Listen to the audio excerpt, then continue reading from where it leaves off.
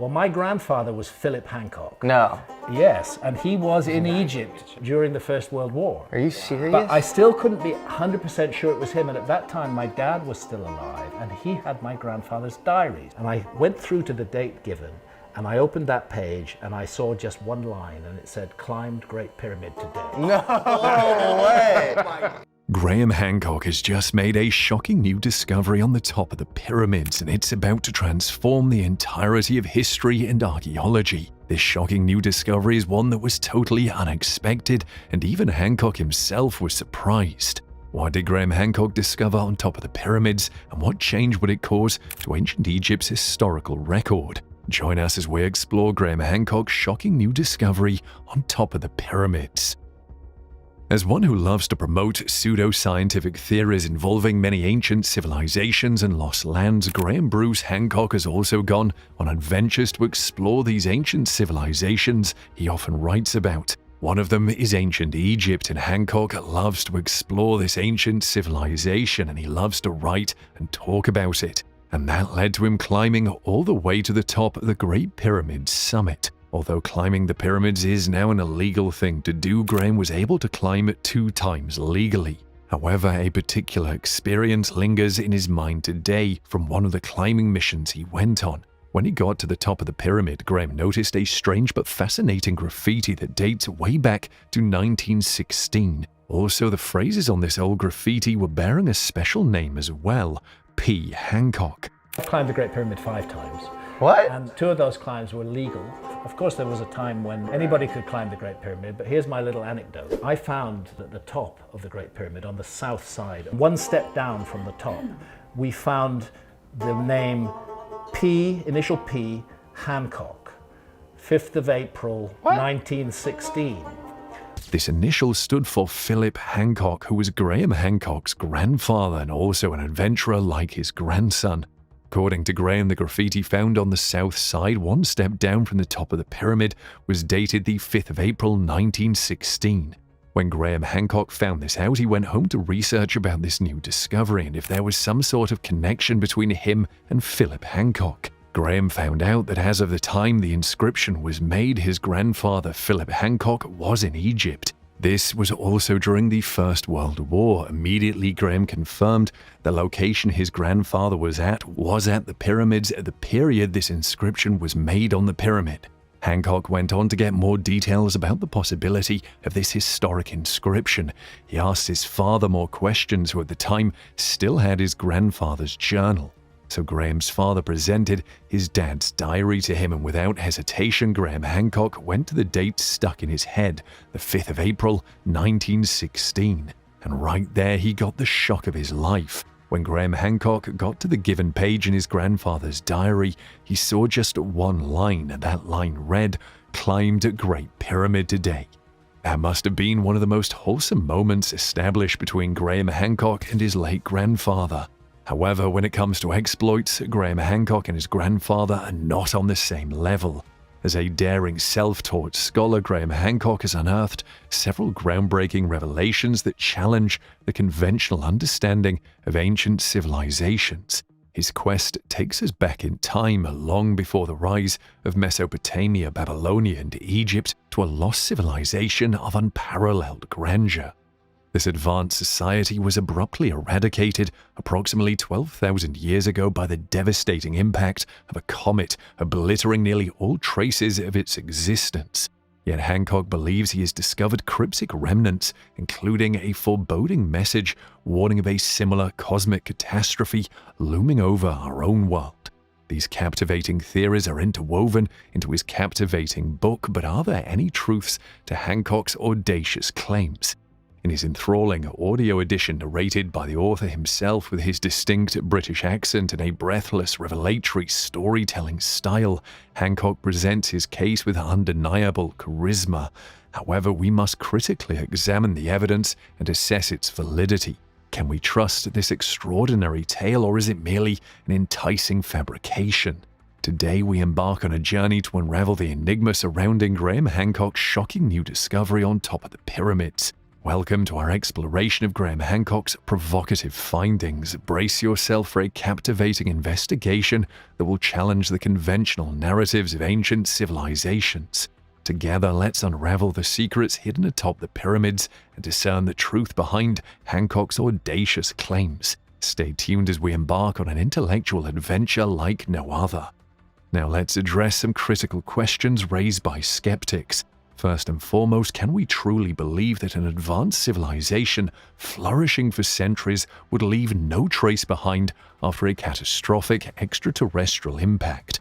It seems inconceivable that every tool, artifact, piece of clothing, and evidence of their sophisticated technologies, writing, metallurgy, and more would vanish without a trace. The sheer magnitude of their existence begs for tangible remnants, making us question the plausibility of such a complete disappearance. Secondly, Hancock's impact hypothesis stems from scientists who initially proposed it in 2007 to explain the megafaunal extinction in North America around the same period. However, this hypothesis has faced rigorous scientific scrutiny and has not stood up well to examination. Notably, no impact craters have been definitively linked to that specific time frame anywhere in the world. Furthermore, the radiocarbon dating of the layer containing carbon, soot, charcoal, nanodiamonds, microspherules, and iridium, the alleged aftermath of this catastrophic event, varies greatly, ranging from 14,000 to 10,000 years ago, both before and after the megafaunal extinction. Additionally, while 37 mammal genera did go extinct in North America during this time, it is worth noting that 52 mammal genera also went extinct in South America, seemingly unrelated to the impact. These extinctions coincided with the arrival of humans, supporting the more widely accepted hypothesis of overhunting as the cause. These intriguing findings highlight the complexity of the subject and the ongoing scientific debates surrounding the events of that era. As we delve deeper into Graham Hancock's theories, it becomes clear that there are multiple perspectives and interpretations at play. The lack of definitive evidence for the proposed impact event raises important questions about the validity of this hypothesis. So join us as we navigate through the intricacies of this scientific controversy and seek a balanced understanding of the truth. Stay tuned for the next part of our investigation into Graham Hancock's shocking new discovery on top of the pyramids. So let us now turn our attention to the findings of the late archaeologist Klaus Schmidt, who dedicated over 2 decades to excavating Göbekli Tepe. Schmidt's extensive research provides valuable insights that challenge Graham Hancock's proposed connection to a lost civilization.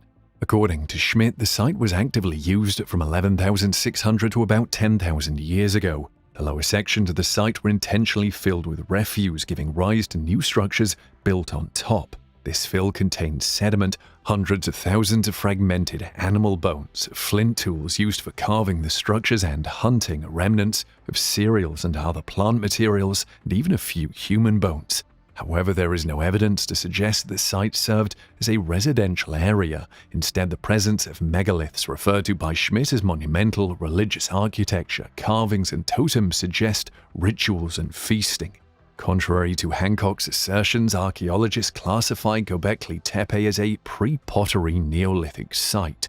Notably, there is a complete absence of clay pottery and any indications of metal or metalworking activities. These features are characteristic of more advanced cultures. Hancock's claim that his lost civilization imparted knowledge of metals and metalworking to ancient cultures lacks supporting evidence at Göbekli Tepe and the other sites he highlights, including Baalbek, Easter Island, and various ancient Mayan sites. Now, during an exchange with Michael Shermer on the Joe Rogan Experience podcast, Hancock introduced the possibility that this supposed advanced civilization might have lacked metal tools, writing, and other conventional markers of advancement. He hinted that they could have relied solely on an oral tradition for communication, eschewing writing altogether.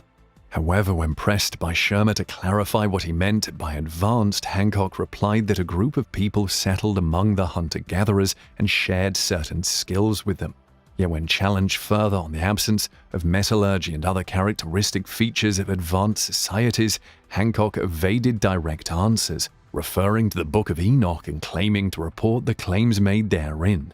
Now, while Hancock discusses the secrets of metals in his book, it's crucial to recognize that this discussion supports the idea of a lost civilization possessing advanced knowledge, including metallurgical expertise. These details shed light on how Hancock selectively uses information to bolster his arguments, sometimes making inferences and, at other times, distancing himself by merely reporting what others say. For instance, he refers to these ancient peoples as the Watchers or Magicians in a section titled Mystery of the Nephilim. As the discussion between Hancock and Schirmer unfolded, Schirmer persistently questioned the inconsistencies in Hancock's claims, particularly regarding the absence of metallurgy and pottery among the hunter-gatherers at Göbekli Tepe. But despite these pressing inquiries, Hancock provided no satisfactory answers, leaving unanswered questions about the definition of an advanced civilization lacking key markers such as writing, metallurgy, and ceramics. In contrast, the meticulous research conducted by Schmidt and his team has shed light on the tools used for constructing Göbekli Tepe, primarily flint tools. Furthermore, the backfilled layers of the site contain an abundance of animal bones and cereals, all belonging to wild species, indicating the region's reliance on hunting and gathering. This evidence suggests that the hunter-gatherer population in the area possessed the capability to support the hundreds of workers and stonecutters required for the construction of megaliths and other structures. And Schmidt's observations align with the absence of mythical creatures like centaurs or sphinxes in the iconography and mythology of prehistoric times. Such figures only emerged in later high cultures. It is worth noting that unlike the well-documented inscriptions found in Mesopotamian and Egyptian civilizations, not a single inscription has been discovered at Göbekli Tepe. Let us know what you think about all this in the comments section below.